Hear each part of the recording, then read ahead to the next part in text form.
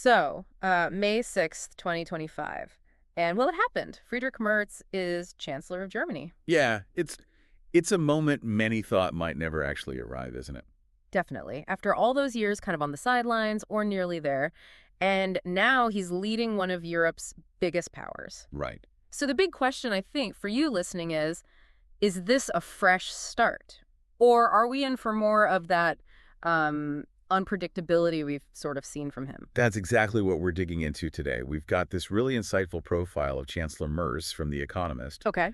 And it really tries to unpack the complexities around him now that he's actually in the top job. Good, because if you want to get up to speed quickly on, what this new leadership means, its potential impact, well, we're going to pull out the key insights from this analysis for you. Yeah, think of it as the essential guide to understanding Merz right now. So the Economist piece, it covers his whole career, right? Highlighting the potential, but also maybe the perceived flaws. Exactly. It looks at the journey, the contradictions, the surprising turns that got him here. So our mission then, in this deep dive, give you a clear picture.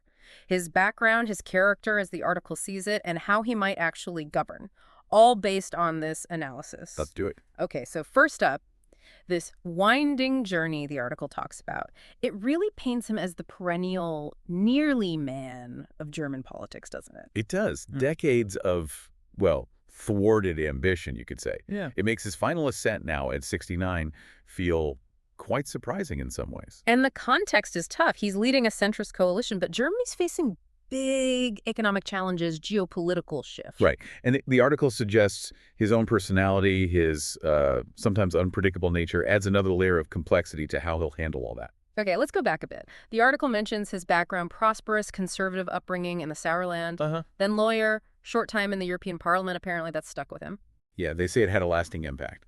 Then he rose pretty quickly in the CDU in the 90s, seen as ambitious on the right wing of the party. Right. I remember those proposals about immigrants needing to steep themselves in German culture, that kind of thing. Yes, that was part of his profile back then, very much positioning himself on the conservative side. Yeah.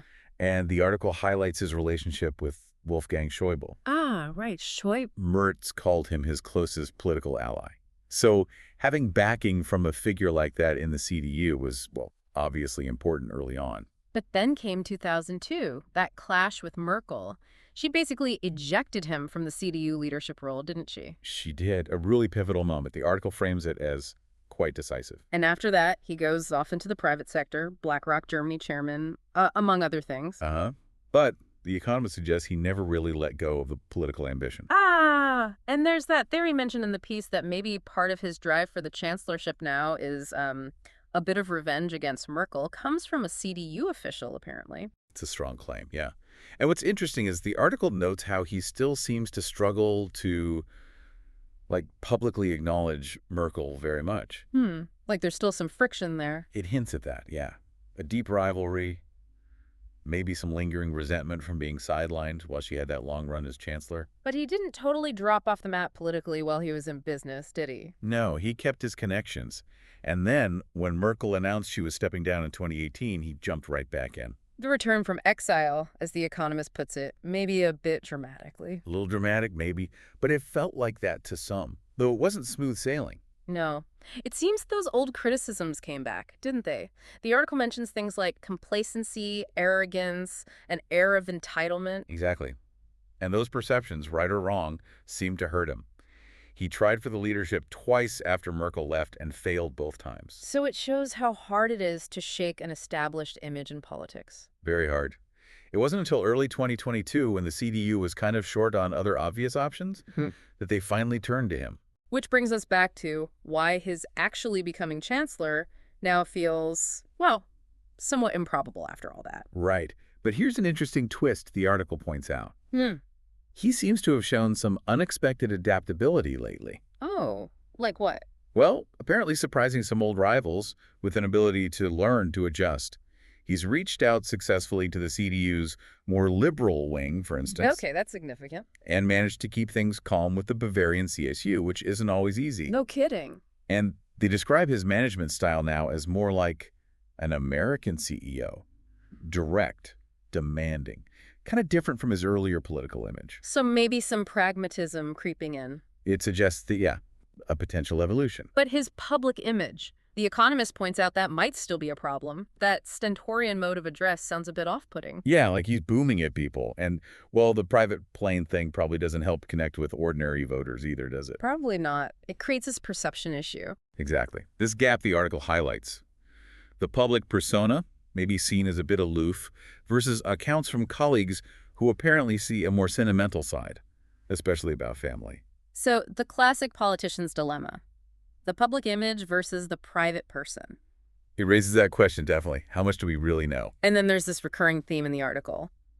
The mercurial streak. Ah, yes. The struggle, they suggest, between his intellect, which is sharp, and his impulses. His biographer calling him a resentful, angry man.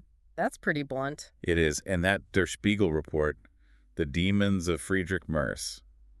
The story about him threatening to quit the CDU leadership over an article. Yeah, I remember that. That suggests a certain volatility. It certainly does. Right. And it feeds into this worry about potentially erratic decisions. Plus, his history of having to apologize for, as the article puts it, off-color remarks about different groups. Right. It points to that tension again, the sharp mind, but maybe also some deeply held social conservative views that can, sometimes clash with modern sensibilities. Which leads us right into that huge moment during the election campaign, his decision to try and get AfD support for an anti-immigration bill. Oh, that was massive. Mm-hmm. And The Economist is clear. It backfired. Big time. How so? Well, the CDU-CSU vote slumped.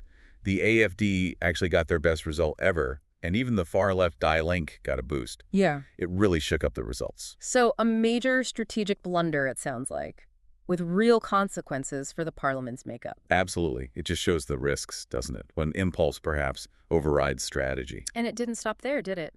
What about pushing through those fiscal and defense changes after the election in the old parliament? Right. Directly contradicting his campaign talk about fiscal discipline.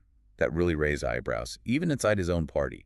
Renewed all those doubts about his judgment. It feels like he burned through a lot of political goodwill before even taking office. You could definitely argue that. And the article mentions he himself admitted taking on a very large loan, including in terms of my personal credibility. Wow.